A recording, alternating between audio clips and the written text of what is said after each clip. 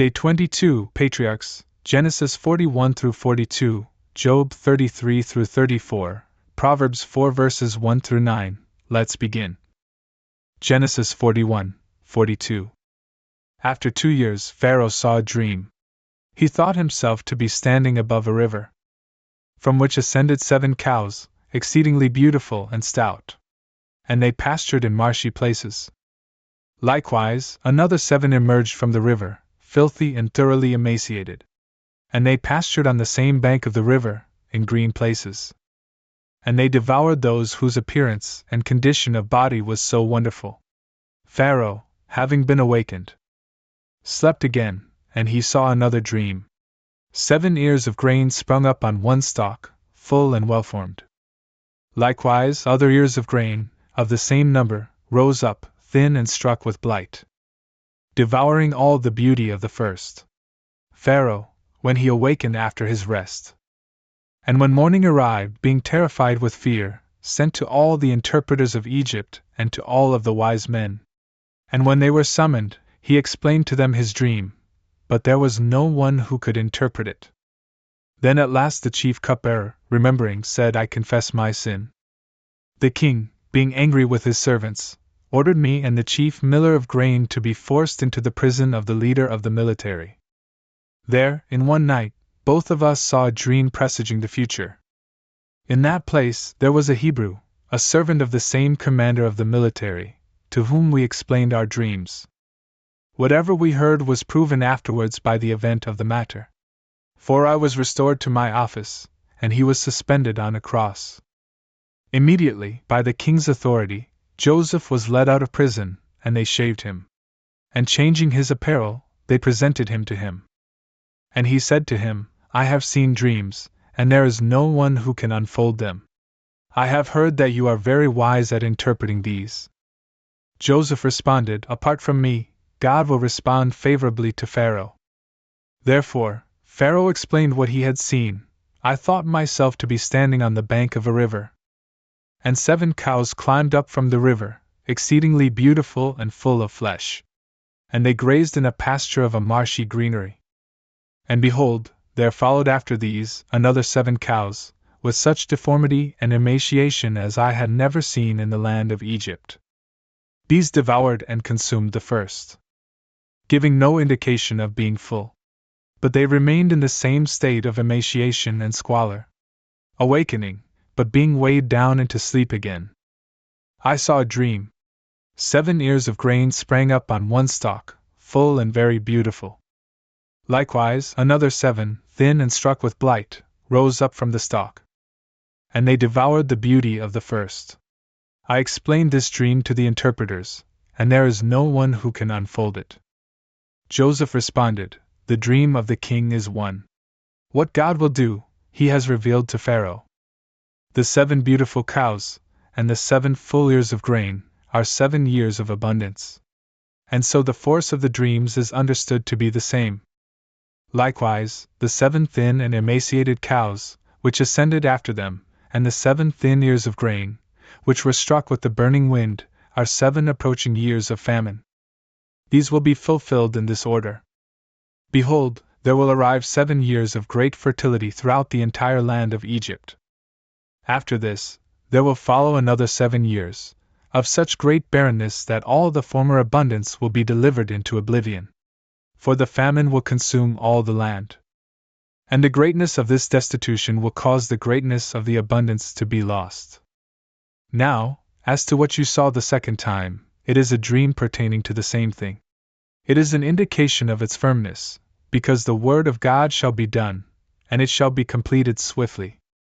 Now therefore, let the king provide a wise and industrious man, and place him over the land of Egypt, so that he may appoint overseers throughout all the regions. And let a 5th part of the fruits, throughout the 7 fertile year, that now have already begun to occur, be gathered into storehouses. And let all the grain be stored away, under the power of Pharaoh, and let it be kept in the cities. And let it be prepared for the future famine of 7 years, which will oppress Egypt, and then the land will not be consumed by destitution.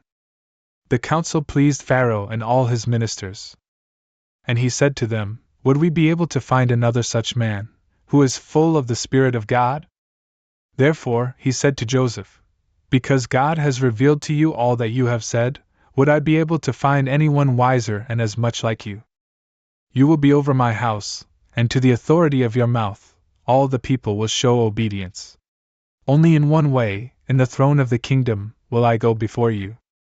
And again, Pharaoh said to Joseph, behold, I have appointed you over the entire land of Egypt. And he took the ring from his own hand, and he gave it into his hand. And he clothed him with a robe of fine linen, and he placed a necklace of gold around his neck.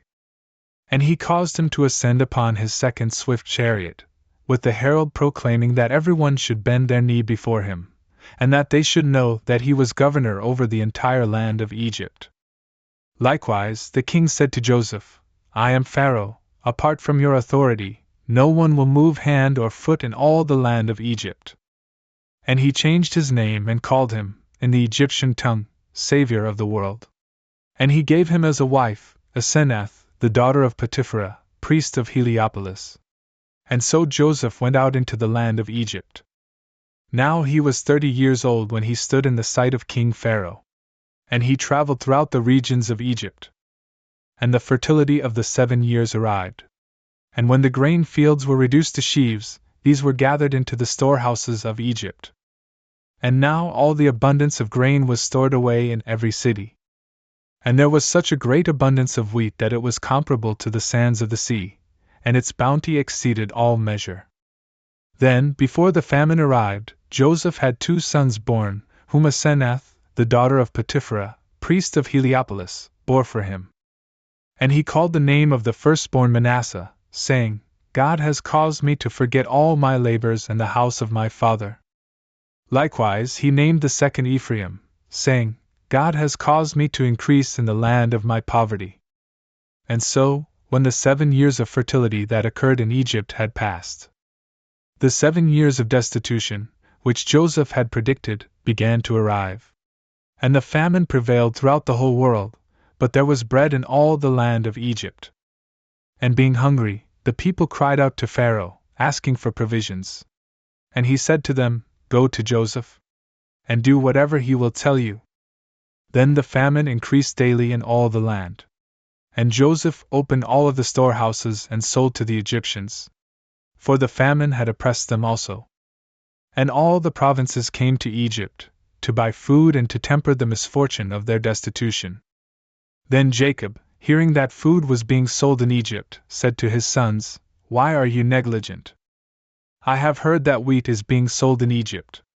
Go down and buy necessities for us, so that we may be able to live, and not be consumed by destitution. And so, when 10 brothers of Joseph went down to buy grain in Egypt, Benjamin was kept at home by Jacob, who said to his brothers, Lest perhaps he may suffer harm on the journey. And they entered into the land of Egypt with the others who traveled to buy. For the famine was in the land of Canaan. And Joseph was governor in the land of Egypt, and grain was sold under his direction to the people. And when his brothers had reverenced high, and he had recognized them, he spoke harshly, as if to foreigners, questioning them, Where did you come from? And they responded, From the land of Canaan, to buy necessary provisions. And although he knew his brothers, he was not known by them. And remembering the dreams, which he had seen in another time, he said to them, You are scouts. You have come in order to see which parts of the land are weaker. And they said, It is not so, my lord. But your servants have arrived in order to buy food. We are all sons of one man. We have come in peace, nor do any of your subjects devise evil. And he answered them, It is otherwise. You have come to examine the unguarded parts of this land. But they said, We, your servants, are 12 brothers, the sons of one man in the land of Canaan. The youngest is with our father, the other is not living. He said, This is just as I have said. You are scouts. I will now continue to put you to the test. By the health of Pharaoh, you will not depart from here, until your youngest brother arrives. Send one of you and bring him. But you will be in chains, until what you have said is proven to be either true or false. Otherwise, by the health of Pharaoh, you are scouts. Therefore, he delivered them into custody for 3 days. Then, on the 3rd day, he brought them out of prison, and he said, "Do as I have said, and you will live. For I fear God. If you are peaceful, let one of your brothers be bound in prison. Then you may go away and carry the grain that you have bought to your houses. And bring your youngest brother to me, so that I may be able to test your words, and you may not die." They did as he had said. And they spoke to one another, "We deserve to suffer these things, because we have sinned against our brother, seeing the anguish of his soul, when he begged us and we would not listen. For that reason, this tribulation has come upon us." And Reuben, one of them, said, "Did not I say to you, do not sin against the boy, and you would not listen to me? See, his blood is exacted." But they did not know that Joseph understood, because he was speaking to them through an interpreter. And he turned himself away briefly and wept. And returning, he spoke to them. And taking Simeon, and binding him in their presence, he ordered his ministers to fill their sacks with wheat, and to replace each one's money in their sacks, and to give them, in addition, provisions for the way. And they did so. Then, having loaded their donkeys with the grain, they set out. And one of them, opening a sack to give his beast of burden fodder at the inn, looked upon the money at the sack's mouth. And he said to his brothers, "My money has returned to me. See, it is held in the sack." And they were astonished and troubled, and they said to one another, "What is this that God has done to us?" And they went to their father Jacob in the land of Canaan, and they explained to him all the things that had befallen them, saying, "The Lord of the land spoke harshly to us, and he considered us to be scouts of the province. And we answered him, We are peaceful, and we do not intend any treachery. We are 12 brothers conceived of one father. One is not living, the youngest is with our father in the land of Canaan. And he said to us, Thus will I prove that you are peaceful. Release one of your brothers to me, and take necessary provisions for your houses, and go away. And bring your youngest brother to me, so that I may know that you are not scouts. And this one, who is held in chains, you may be able to receive again. And thereafter you shall have permission to buy what you want." Having said this, when they poured out their grain, each found his money tied to the mouth of his sack. And all were terrified together. Their father Jacob said, "You have caused me to be without children. Joseph is not living, Simeon is held in chains, and Benjamin you would carry away. All these evils have fallen back upon me." And Reuben answered him, "Put my 2 sons to death, if I do not lead him back to you. Deliver him into my hand, and I will restore him to you." But he said, "My son will not go down with you. His brother is dead, and he is left alone. If any adversity will befall him in the land to which you travel, you would lead my gray hairs down with sorrow to the grave." Job 33:34. Therefore, hear my speeches, Job, and listen to all my words. Behold, I have opened my mouth, let my tongue speak along with my throat. My words are from my simple heart, and my lips will speak a pure judgment. The Spirit of God made me, and the breath of the Almighty gave me life. If you can, answer me, and oppose me to my face.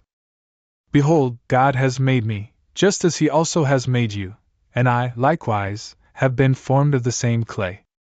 So, truly, do not let my wonders terrify you, and do not let my eloquence be burdensome to you.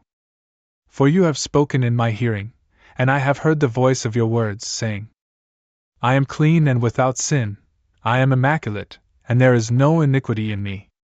Yet he has discovered blame in me, and so he has treated me like his enemy. He has put my feet in fetters, he has kept watch over all my ways. Therefore, it is for this reason that you have not been justified. For I tell you that God is greater than man.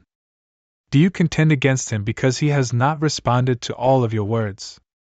God speaks once, and he does not repeat the same thing a second time. Through a dream and a vision of the night, when a deep sleep falls over men, and they are sleeping in their beds.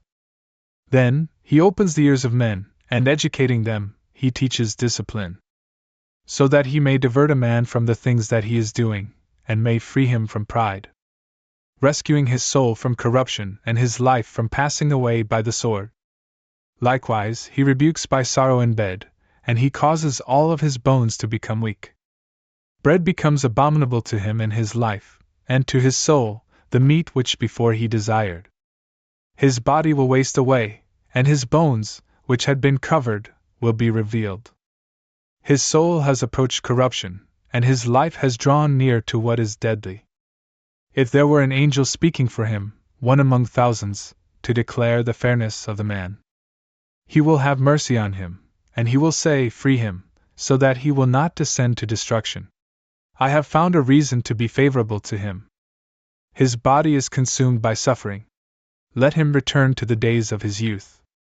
He will beg pardon from God, and he will be soothing to him, and he will look upon his face in jubilation, and he will restore his justice to man. He will consider mankind, and he will say, I have sinned and truly I have offended, yet I was not treated as I deserved. He has freed his soul from continuing into destruction, so that, in living, it may see the light. Behold, all these things God works 3 times within each one, so that he may revive their souls from corruption and enlighten them with the light of life. Pay attention, Job, and listen to me, and remain silent while I speak. Yet, if you have anything to say, answer me and speak, for I want you to be treated justly. But if you do not have anything to say, then listen to me. Be quiet, and I will teach you wisdom. After proclaiming these things, Elihu now had this to say: May the wise hear my words, and may the educated listen to me. For the ear examines words, and the mouth discerns foods by the taste. Let us choose judgment for ourselves, and let us consider among ourselves what is best. For Job has said, I am just, yet God has subverted my judgment. For within my judgment there is a lie, my vehement barbs are without any sin. What man is there that is like Job, who drinks up derision as if it were water? Who accompanies those who work iniquity, and who walks with impious men? For he has said, Man will not please God, even if he should travel with him. Therefore, prudent men, hear me, impiety is far from God, and iniquity is far from the Almighty. For he will restore to man his works, and according to the ways of each, he will repay them. For truly, God will not condemn in vain, nor will the Almighty repudiate judgment. What other is established over the earth? Or whom has he placed over the world, which he made? But if he directs his heart towards him, he will draw his spirit and breath to himself. All flesh will fail together, and man will return to ashes. Therefore, if you have understanding, hear what is said, and heed the sound of my eloquence. Is he that does not love judgment able to be corrected? And how can you so greatly condemn him who is just? He says to the king, You are an apostate. He calls commanders impious. He does not accept the reputation of leaders, nor does he recognize the tyrant as he contends against the poor. For all are the work of his hands. They will die suddenly, and the people will be troubled in the middle of the night, but they will pass through it, and the violent will be taken away without a hand. For his eyes are upon the ways of men, and he examines all of their steps. There is no darkness and no shadow of death, where those who work iniquity may be hidden. For it is no longer within the power of man to enter into judgment with God. He will break into many innumerable pieces, and he will cause others to stand up in their place. For he knows their works, and, as a result, he will bring the night, and they will be crushed. Just as the impious do, he has struck them in a place where they can be seen. They, as if with great diligence, have withdrawn from him, and they refuse to understand all his ways. So that they caused the outcry of the needy to reach him, and he heard the voice of the poor. For, when he grants peace, who is there that can condemn? When he hides his face, who is there that can contemplate him, either among the nations, or among all men? He causes a hypocritical man to reign because of the sins of the people. Therefore, since I have been speaking about God, I will not prevent you from doing the same. If I have erred, you may teach me. If I have spoken unfairly, I will add no more. Does God require this of you because it is displeasing to you? For you were the first to speak, and not I. But if you know something better, speak. Let men of understanding speak to me, and let a wise man listen to me. But Job has been speaking foolishly, and his words contain unsound teaching. My father, let Job be tested even to the end. May you not retreat from a man of iniquity. For he adds blasphemy on top of his sins. Nevertheless, let him be constrained to be among us, and then let him provoke God to judgment with his speeches. Proverbs 4 verses 1 through 9. Listen, sons, to the discipline of a father, and pay attention, so that you may know prudence. I will bestow upon you a good gift. Do not relinquish my law. For I, too, was the son of my father, tender and an only son in the sight of my mother. And he taught me, and he also said, Let your heart accept my words. Keep my precepts, and you shall live. Obtain wisdom, obtain prudence. May you neither forget, nor turn away from, the words of my mouth. Do not send her away, and she will guard you. Love her, and she will preserve you. The beginning of wisdom is to obtain wisdom, and with all that you possess to acquire prudence. Grasp her, and she will exalt you. You will be glorified by her, when you have embraced her. She will bestow upon your head an increase in graces, and she will protect you with a noble crown.